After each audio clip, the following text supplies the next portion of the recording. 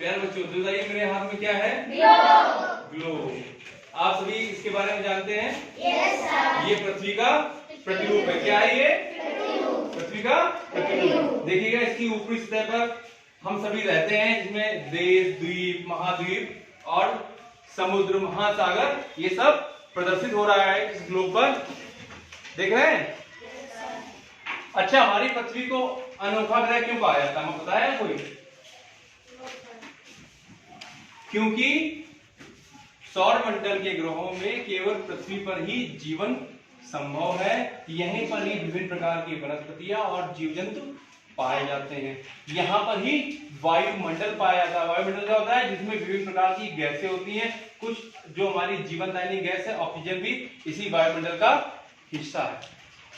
तो अभी आपने जाना कि हमारे पृथ्वी पर वायुमंडल पाया जाता है। आइए हम जानते हैं वायुमंडल की विभिन्न परतों के बारे में। ये हमारी, आप देख रहे हैं, पृथ्वी है। क्या है? पृथ्वी। और पृथ्वी पर ही जीवन संभव है। अब इसके ऊपर हम क्षोभ मंडल, ये वायुमंडल की सबसे निचली परत होती है। सभी भौतिक घटनाएं जैसे कोहरा, बादल, ठंड, बारिश, तूफान, ये सभी जो क्रियाएं होती हैं वो क्षोभ मंडल में ही होती हैं। और जो हमारे हेलीकॉप्टर देखें, हेलीकॉप्टर, वो सभी इसी क्षोभ मंडल में ही उड़ान भरते हैं। क्षोभ मंडल के ऊपर वाली परत होती है समताप मंडल। कौन सी होती है? समताप मंडल। अब इसमें क्या होती है? आप सब बच्चों सभी ने सुना होगा ओजोन परत के बारे में। सुना है?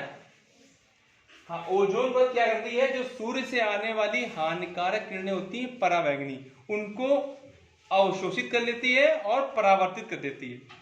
तो ये जो प्रक्रिया होती है वो समताप मंडल में होती है।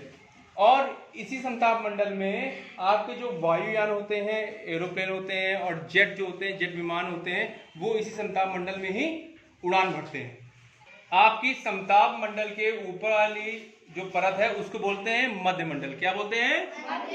मध्य मंडल। इसकी सीमा होती है 50 से 80 किलोमीटर। जो समताप मंडल के ऊपरी भाग जो होता है वो मध्य मंडल होता है, जिसमें क्या होता है, आपके जो आपने देखे होंगे उल्का पिंड, वो उल्का पिंड जब पृथ्वी की ओर आते हैं तो ये मध्य मंडल जो पड़ता है, इसमें इतना ताप होता है जब कि जो ऊपर से उल्का पिंड आते हैं वो इसमें जल जाते हैं।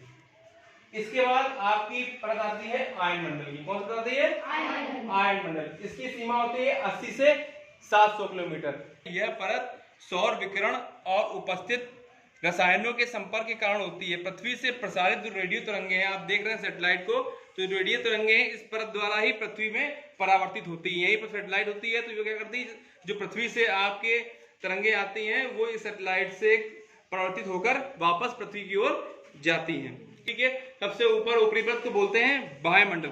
या वायुमंडल की ऊपरी परत अंतरिक्ष में विलीन हो जाती है। इससे ऊपर की परत आपको नहीं मिलेगी, वो अंतरिक्ष में विलीन हो जाएगी।